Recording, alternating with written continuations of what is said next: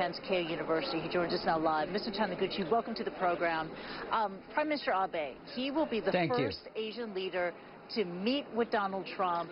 What is that meeting going to be like? Is Mr. Abe going to be able to strike a good rapport with the new president-elect? First of all, the timing was very good. This week, the long scheduled was the APEC meeting that is going to take place in Peru, to which Shinzo Abe has been supposed to join and go. And we will have to stop over for refueling in the United States. And during the phone conversation between the two leaders, there was a natural agreement between the two that let's have it in New York, and that's going to happen tomorrow, New York Standard Time.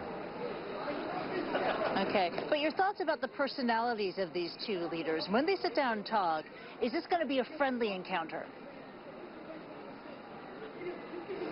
This is going to be the first encounter, of course, and I can tell you, Mr. Abe, Prime Minister Abe, has been very much thrilled and excited to see President-elect Trump, because he is looking at a long-term calendar, sort of, that in 2, 3, 4 years even, that Shinzo Abe, Prime Minister Abe, will have to work with President of the United States, new President Donald Trump. And I think this is going to be a very good opportunity for both these leaders to get to know each other well.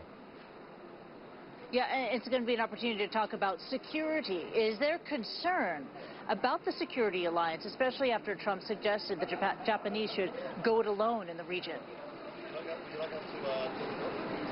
Well, in terms of the cost of covering the U.S. forward deployment, Germany covers 23, Korea 26, but in the case of Japan, the Japanese government is covering 54, more than a half of the cost of U.S. forward deployment.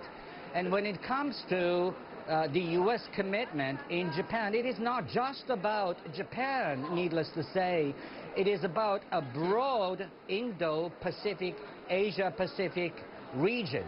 And so long as the United States commits itself in providing security to this broad region, I think what matters is location, location, location. So Japan can provide the United States with the best place for them to forward deploy their forces. When you talk about location, that also brings up the issue of proximity to North Korea. I mean, what does Japan want to hear from the new president-elect, from Donald Trump, on that issue? Well, I can tell you there will be no bullet points emerging from the first bilateral meeting between the president-elect and the Japanese prime minister.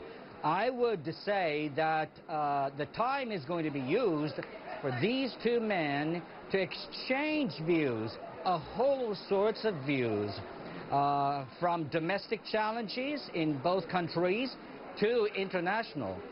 So any specificity might be discussed, but in broad terms, it's going to be very much important for them to tune their wavelength, if you like.